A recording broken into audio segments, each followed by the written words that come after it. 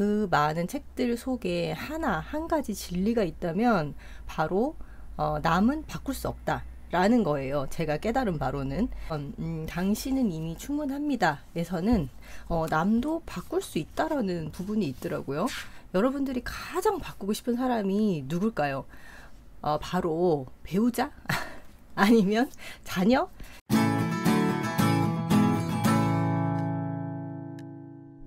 네, 안녕하세요. 1분 책 읽기 매일 낭독 시간입니다. 매일 10분의 낭독으로 나를 견고하게 다지는 시간을 가집니다. 저와 함께 영감의 쾌감을 느껴보시기 바랍니다. 여러분 소리 잘 들리나요? 이게 마이크가 여기에 지금 제가 매달아 놓고 하고 있는데 소리가 좀 작게 들린다고 하시는 분이 계셔가지고 테스트를 좀 해봐야 될 것 같습니다. 조금 더 가까이 이렇게 되고 저는 북튜버의 종류에 두 가지가 있다고 생각을 해요. 책을 읽고 그 책의 소감을 그냥 이렇게 떠든다고 하기보다는 리뷰를 하는 그런 북튜버가 있고, 그리고 자기가 읽었을 때 좋았던 부분을 낭독하는 북튜버가 있는데, 저는 두 가지를 합쳐서 지금 하고 있는 것 같아요. 읽고 떠들기도 하고 그리고 그 부분을 낭독하기도 하고, 그런 북튜버입니다. 제가 책 중에서 제가 주로 읽는 책들이 이제 인간관계, 심리, 그리고 자기계발서에 관련된 책들을 읽고 리뷰를 하는데, 다른 책을 그렇다고 읽지 않는 건 아니에요. 저도 소설 읽는 건 굉장히 좋아하는 사람이에요. 근데 이제 그거를 리뷰를 주로 영상으로 남기는 그 책들이 인간관계, 심리, 자기계발 관련인데, 그 많은 책들 속에 한 가지 진리가 있다면 바로 남은 바꿀 수 없다 라는 거예요. 제가 깨달은 바로는. 그러면 어떻게 해야 되냐? 내가 바뀌어야 된다는 건데, 지금 제가 저번에도 영상으로 한번 남겼던 당신은 이미 충분합니다 에서는 남도 바꿀 수 있다라는 부분이 있더라고요. 단서가 온전히 받아들인 것만 바꿀 수 있습니다 라는 부분이 있어서 오늘은 그 부분을 한번 낭독해 보려고 합니다. 여러분들이 가장 바꾸고 싶은 사람이 누굴까요? 바로 배우자? 아니면 자녀? 아니면 회사 사람들? 바꾸고 싶죠. 근데 이제 그걸 어떻게 하면 받아들일 수 있을까에 대한 이야기가 여기에 나와 있습니다. 그래서 오늘은 그 부분을 한번 낭독해 보려고 합니다. 이러한 자아의 욕심은 종종 주변 사람들을 겨냥하기도 합니다. 이를테면 우리는 직장에서 동료나 상사, 아랫사람에게 불만을 토로합니다. 그들이 더 잘하고 더 많은 성과를 내야 한다고 생각하지요. 사장이라면 더더욱 그렇게 생각할 것입니다. 하지만 사장이 직원들에게 불만을 갖고 그것을 일일이 표현하면 그 회사의 분위기가 절대로 좋아질 수 없습니다. 만약 사장이 입을 열 때마다 비난과 분노를 퍼붓고 그 목소리가 온 사무실에 울려 퍼진다고 생각해 보세요. 직원들은 늘 긴장하고 두려워하며 움츠러들겠지요.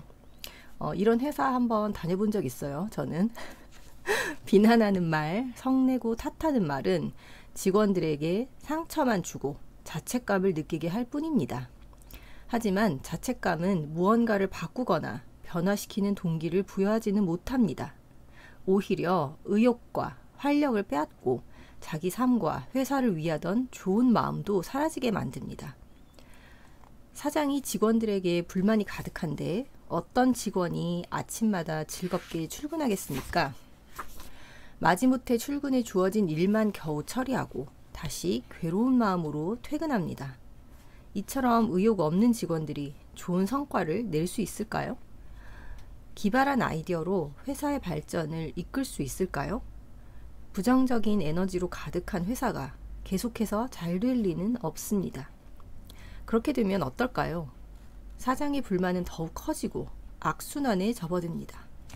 시간이 갈수록 너무나 거대해져서 걷잡을 수 없는 악순환입니다.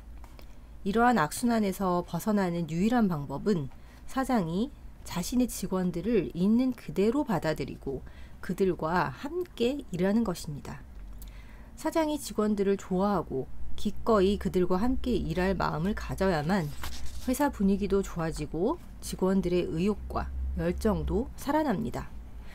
그러면 결과적으로 경제적인 면도 개선할 수 있습니다.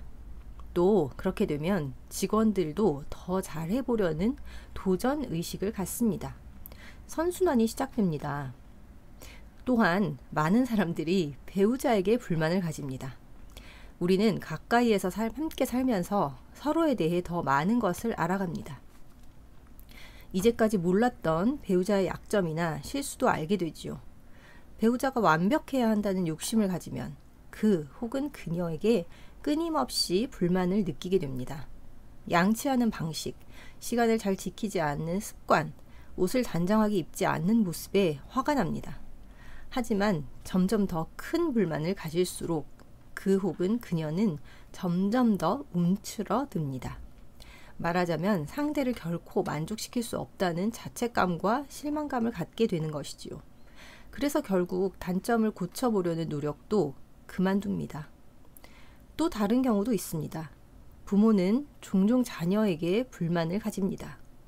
학교에서 공부를 더 잘해야 하고 공부뿐만 아니라 음악, 미술, 승마, 발레를 배워야 한다며 자녀들을 닥달합니다.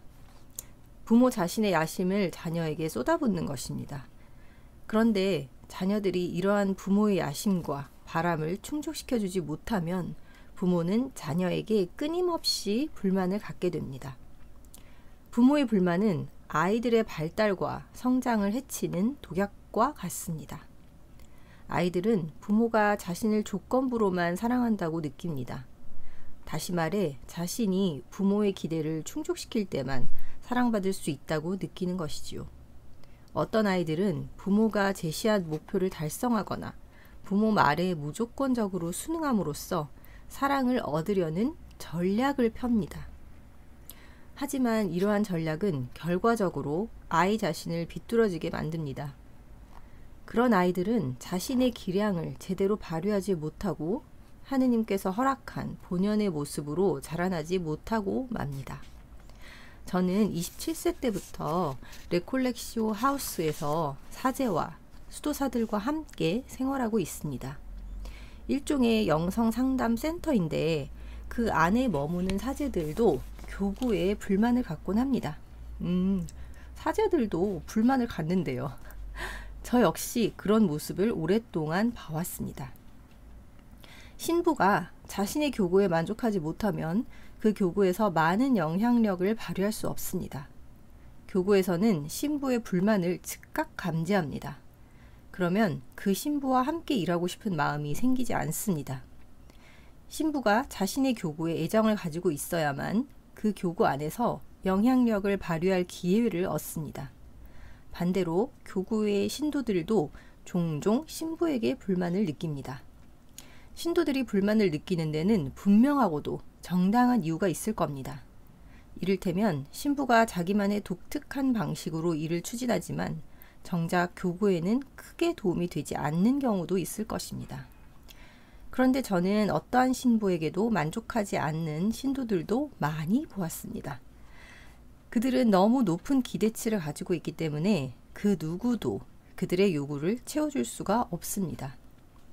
어느 교구의 신도들은 그곳에 부임하는 모든 전임 신부들을 2년 만에 완전히 기진맥진하게 만들었는데 그러한 이유로 주교가 그 교구에 새로운 신부를 보내지 않았습니다. 이 교구는 신부에게 너무 높은 기대치를 가지고 있어서 아마도 초인이 아니라면 누구도 그들을 만족시킬 수 없을 것입니다. 세상에 완벽한 신부란 존재하지 않으며 신부도 그저 한 사람의 인간일 뿐입니다. 교구에서 신부를 한 사람의 인간으로 받아들인다면 비록 조금 부족하더라도 신부가 자신을 변화시키고 교구 신도들과 함께 힘을 모아 훌륭하게 일할 수 있을 것입니다. 우리가 가족이나 회사, 이웃에게 불만을 가지는 이유가 무엇일까요? 단지 주위 사람들에게 너무 높은 기대치와 까다로운 요구 조건을 가지고 있어서일까요? 꼭 그 때문만은 아닙니다. 자기 자신에 대한 불만이 종종 문제를 일으키기도 합니다. 그 사람에 대한 기대치가 높아서라기보다 자기 자신에 대한 불만이 이걸 이제 문제를 발생시키기도 한다라고 얘기를 하고 있네요.